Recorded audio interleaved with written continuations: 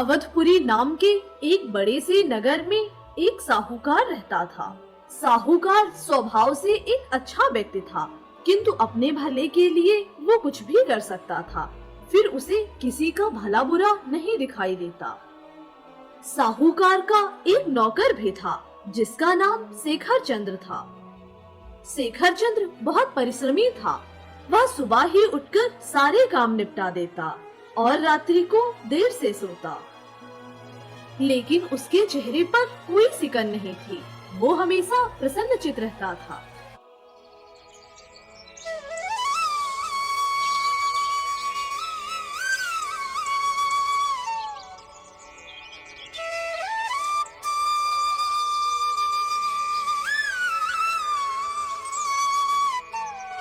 पूरा 1 साल बीत गया है, लेकिन मालिक ने मुझे अभी भी वेतन नहीं दिया।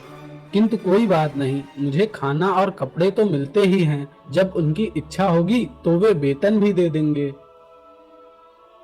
शेखर चंद्र हमेशा सबके बारे में भला ही सोचता था।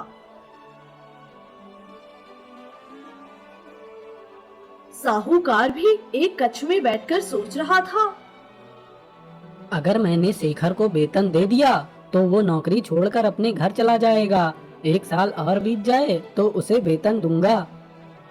ना तो शेखर चंद्र ने साहूकार से वेतन मांगा और ना ही साहूकार ने शेखर चंद्र को वेतन दिया। ऐसे ही धीरे धीरे 1 साल और बीत गया। शेखर चंद्र पहले की तरह ही कड़ी मेहनत करता रहा।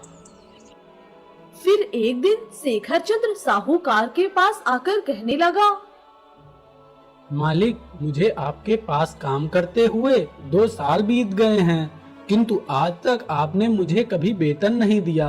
अब मैं अपने गांव जाना चाहता हूं, इसीलिए मैं आपसे अनुरोध करता हूं कि आप मेरा हिसाब कर दीजिए।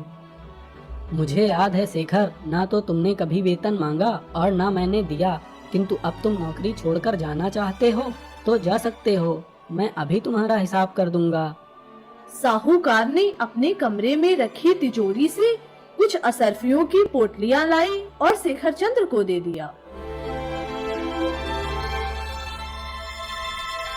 ये लो अपने 2 सालों का वेतन। प्रतिवर्ष 600 असरफियों के हिसाब से 1200 असरफियां, और मेरा धन्यवाद करो। कोई मालिक 1 वर्ष में इतना वेतन नहीं देता। आप सही कह रहे हैं मालिक, आपका बहुत बहुत आभार। अच्छा, अब मुझे आज्ञा दीजिए। शेखर चंद्र ने वो पोटली लेकर अपने जेब में डाल ली और प्रसन्न होकर अपने गांव की तरफ निकल पड़ा।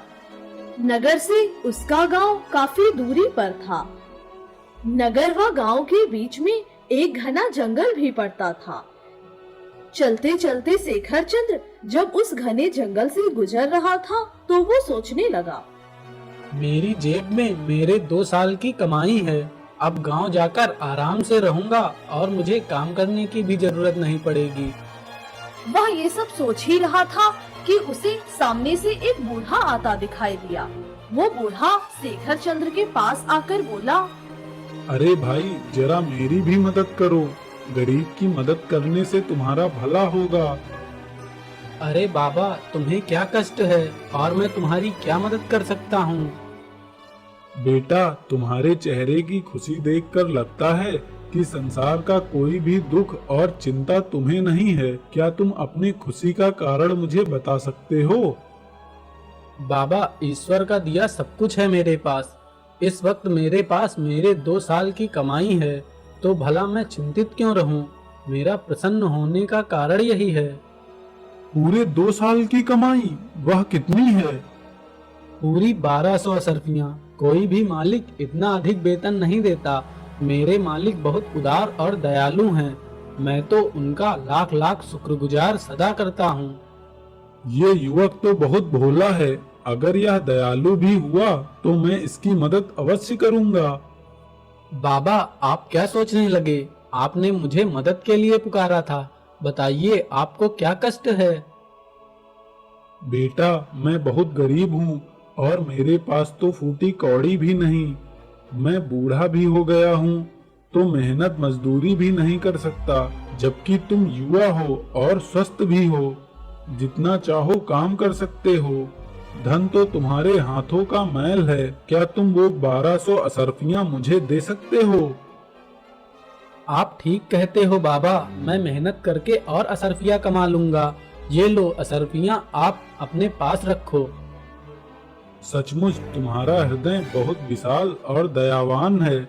मैं तुम्हें 3 वरदान देना चाहता हूँ। तुम जो चाहो मांग लो। वरदान की बात सुनकर शेखर चंद्र सोचने लगा। मैं कोई सपना नहीं देख रहा, ये क्या हो गया? शेखर चंद्र को इतने आश्चर्य में देखकर उस बूढ़े ने कुछ ऐसा जादू किया कि वो बूढ़ा एक सुसज्जित व्यक्ति के रूप में प्रकट हो गया और शेखर चंद्र से कहने लगा, बेटा, मैं वन देवता हूँ और यहाँ से गुजरने वालों की परीक्षा लेता हूँ। जो व्यक्ति मेरी परीक्षा में सफल होता है, मैं उसकी मदद करता हूँ। काफी वर्षों बाद तुम पहले व्यक्ति हो जो मेरी परीक्षा में सफल हुए हो। इसीलिए मैं तुम्हें 3 वरदान देना चाहता हूँ। प्रणाम वन देवता जी, अगर आप सच में मुझे वरदान देना चाहते हैं तो मुझे ऐसा गुलेल दीजिए जिसका निशाना कभी न चूके। उस व्यक्ति ने कोई चमत्कार किया और उसके हाथ में एक गुलेल आ गई, जिसे शेखर चंद्र को देते हुए वो बोला, यह लो अपना गुलेल, इसका निशाना कभी नहीं चूकेगा।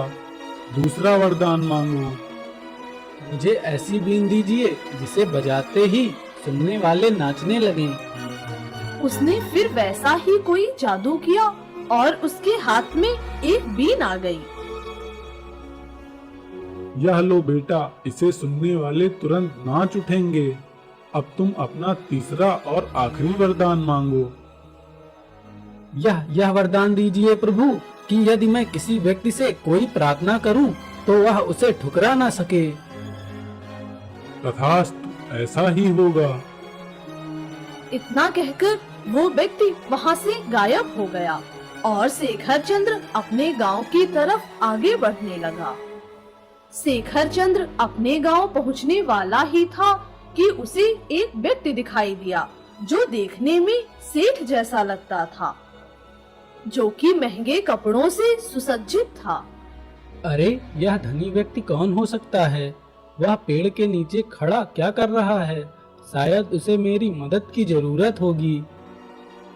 वो सेठ के पास जाकर उससे पूछने लगा, सेठ जी, क्या मैं आपकी मदद कर सकता हूँ?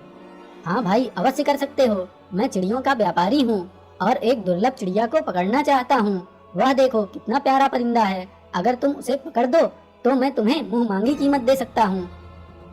सेठ जी, आप चिड़ियों के व्यापारी हैं, तब तो आपके पास बहुत सी चिड़ियाएं होंगी। हाँ, मैं हर रोज सैकड़ों परिंदे पकड़ता हुआ बेचता हूँ, लेकिन अब तक मेरे हाथ ऐसा शाही चिड़िया नहीं लगी जैसी यह है। लेकिन तुम देर मत करो, इसे पकड़कर मुझे दे दो। अगर ऐसी बात है तो मैं अभी उसे पकड़ता हूँ।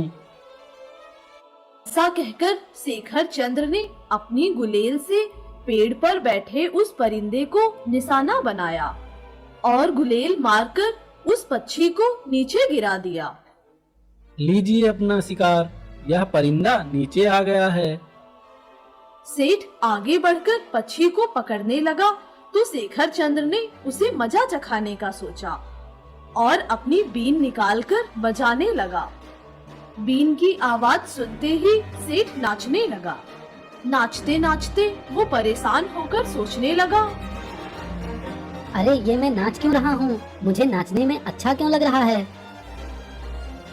शेखर चंद्र ने अपनी बीन की धुन और तेज कर दी। अरे बंद करो इसे, कृपया बंद करो इसे। बीन की धुन की रफ्तार बढ़ते ही सेठ और जोर से नाचने लगा। जब नाचते नाचते वो थक गया और उसके हाथ पैरों ने काम करना बंद कर दिया तो वह फिर बोला, भाई बंद कर दो इसे बजाना। तुम जैसा कहोगे मैं वैसा ही करूँगा और तुम्हें अपने 50 सोने की असरफियाँ भी दूंगा। शेखर चंद्र ने अपनी बीन की धुन बंद करके कहा,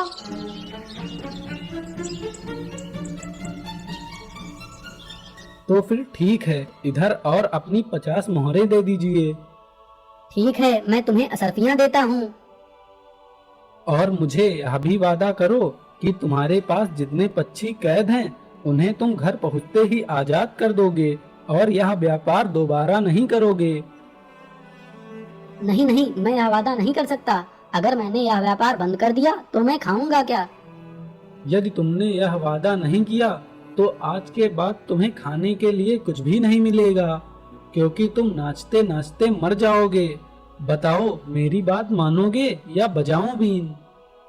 नहीं नहीं, तुम बीन मत बजाओ। मैं घर जाते ही सारे पंछियों को आजाद कर दूंगा। अच्छा ठीक है, अब मैं चलता हूँ, लेकिन याद रखना, अगर तुमने अपने वादे के अनुसार काम नहीं किया तो अगली बार मिलकर मैं तुम्हें नचाकर मार डालूंगा। इतना कहकर शेखर चंद्र अपने गांव की तरफ चल पड़ा और सेठ ने भी किसी तरह जंगल पार किया, किंतु वो अपने घर न जाकर महाराज के पास जा पहुंचा। महाराज के पास जाकर उसने गुहार लगाई। महाराज की जय हो। मैं आपसे न्याय की उम्मीद लेकर आया हूँ। महाराज, मैं लुट गया, बर्बाद हो गया। एक बदमाश ने मेरी कमाई छीन ली, मेरे 50 सोने की असरफियाँ छीन ली। क्या हुआ युवक, विस्तार से बताओ। महाराज, जब मैं जंगल से गुजर रहा था तो एक व्यक्ति ने मुझे लूट लिया, मेरी 50 असरफियाँ छीन ली। मुझ पर दया कीजिए महाराज, उस चोर को इसी समय गिरफ्तार करने का आदेश दीजिए महाराज। धैर्य रखो युवक, मैं अभी उस चोर को पकड़वाने का आदेश जारी करता हूँ, लेकिन तुम्हें उसे पहचानने का जरिया बताना होगा। उसका नाम या वेशभूषा बताओ। महाराज, मैं उसका नाम और पता तो नहीं जानता, किंतु वह जंगल के पार वाले गांव गया था और महाराज उसके पास एक गुलेल और बीन है। इन दो चीजों से वह आसानी से पहचाना जा सकता है। ठीक है, अब तुम अपने घर जा सकते हो। जैसे ही उसका पता चलेगा हम तुम्हें सूचना भिजवा देंगे। इतना कहकर महाराज ने अपने महामंत्री को आदेश दिया। मंत्री जी, सेठ के द्वारा बताए गए हुलिये वाले व्यक्ति की खोज करो और उसे मिलते ही दरबार लेकर आओ। उसे कारागार में बंद कर दिया जाएगा। आदेश पाते ही राजा के मंत्री शेखर चंद्र को ढूंढने के लिए निकल पड़े। वो शेखर चंद्र को ढूंढने के लिए उसी दिशा में निकले जिस दिशा में सेठ ने बताया था। सैनिक चलते चलते शेखर चंद्र के गांव जा पहुँचे। उन्होंने सेठ द्वारा बताई गई वेशभूषा से शेखर चंद्र को पहचान लिया और उन्हें गिरफ्तार करने लगे। आप मुझे क्यों पकड़ना चाहते हैं? मेरा कसूर क्या है? चुप रहो बदमाश आदमी, अपना कसूर महाराज के सामने जाकर पूछना। शेखर चंद्र को पकड़कर सैनिक महाराज के पास उपस्थित हुए। वहाँ पर चिड़ियों का व्यापारी सेठ भी मौजूद था। महाराज, यह वही चोर है, कृपया इसकी जांच कीजिए। महामंत्री जी, इसकी जांच की जाए। महाराज, इस व्यक्ति की जांच करने पर ये थैली मिली है जिसमें शायद कुछ असरफियां हैं। हाँ महाराज, यही मेरी थैली है। अब आपको भरोसा हो गया ना कि मैं झूठ नहीं बोल रहा, इसी ने मुझे लूटा था। क्यों बदमाश, तूने सेठ जी की असरफियाँ क्यों लूटी? क्या तुझे पता नहीं लूटपाट की क्या सजा है? ये झूठ है महाराज, मैंने ये असरफियाँ सेठ जी से चुराई नहीं है। उन्होंने अपनी इच्छा से असरफियाँ मुझे दी हैं ताकि मैं बीन बजाना बंद कर दूं। बताइए सेठ जी, क्या यह आदमी सच कह रहा है? ये झूठ बोल रहा है महाराज। किसी को बीन की आवाज कैसी बुरी लग सकती है, और अगर लगती भी तो कोई बीन बंद करने के लिए इतनी असरफियाँ क्यों देता? सेठ की ये बात सुनकर महाराज सोचने लगे। ये सेठ लोग तो बहुत कंजूस होते हैं, भला ये अपनी असरफियाँ किसी और को क्यों देगा? मुझे तो लगता है सेठ सही बोल रहा है। ये सोचकर महाराज ने अपने सैनिकों को आदेश दिया। मैं इस व्यक्ति को कारागार में डालने का आदेश देता हूँ। इसे तुरंत कारागार में डाल दिया जाए। महाराज, मैं सत्य बोल रहा हूँ, मैं कोई चोर बदमाश नहीं हूँ। इसकी कोई बात मत मानिए महाराज, इसे तुरंत कारागार में डाल दीजिए। सैनिक, इस व्यक्ति को अभी ले जाओ और कारागार में डाल दो। महाराज के इतने अटल फैसले को सुनकर शेखर चंद्र के मन में एक ख्याल आया और वो महाराज से कहने लगा। ठीक है महाराज, लेकिन मैं आपसे एक विनती करता हूँ कि मुझे कारागार में डालने से पहले एक बार बीन बजाने की अनुमति दे दी जाए। शेखर चंद्र की ये बात सुनकर सेठ बहुत घबरा गया। उसने घबराते हुए महाराज से कहा, नहीं नहीं महाराज, कृपया इसे बीन बजाने की आज्ञा मत दीजिए। तुम चुप रहो, मैं इसकी इच्छा अवश्य पूरी करूंगा। सैनिक, इसकी बीन इसे दे दो। महाराज की आज्ञा पाकर सैनिक ने शेखर चंद्र को उसकी बीन दे दी। ये वही बीन थी जो वन देवता ने शेखर चंद्र को दी थी। जैसे ही शेखर चंद्र ने वो बीन ली और बजाना शुरू किया, दरबार में उपस्थित महाराज सहित महामंत्री, मंत्री, सैनिक व वो सेठ भी नाचने लगा। धीरे धीरे शेखर चंद्र ने अपनी बीन की धुन तेज की तो दरबार में उपस्थित सभी लोग और तेजी से नाचने लगे। जब नाचते नाचते महाराज बहुत ज्यादा थक गए तो उन्होंने शेखर चंद्र से कहा, सुनो युवक, तुम ये बीन बजाना बंद कर दो। ईश्वर के लिए इसे बंद कर दो, मैं तुम्हें कारागार की सजा से मुक्त कराता हूँ। शेखर चंद्र ने तुरंत बीन बजानी बंद कर दी और सेठ से कहा, अब बताओ सेठ जी, मैंने आपसे थैली छीनी थी, क्या आपने स्वयं स्वेच्छा से मुझे वो थैली दी थी? मुझे माफ कर दो, मैंने झूठ कहा था ताकि वो धन मुझे वापस मिल जाए और तुम्हें सजा मिले। सेठ की बात सुनकर महाराज को बहुत गुस्सा आया। उन्होंने तीखे स्वर में कहा, इस सेठ को दरबार व राजा का समय बर्बाद करने के लिए सजा अवश्य मिलेगी। क्या तुम्हें पता नहीं कि झूठ बोलने की क्या सजा होती है? तुमने एक सच्चे व्यक्ति पर चोरी का आरोप लगाया है, तुम्हें इसकी सजा अवश्य मिलेगी। सैनिकों, इसे 5 साल के लिए कारागार में डाल दो। देखो सेठ जी, तुमने सैकड़ों पक्षियों को कैद करके रखा था और अब कैद होने जा रहे हो। इसीलिए कहा गया है, तुम किसी के साथ बुरा करोगे तो तुम्हारे साथ भी बुरा ही होगा।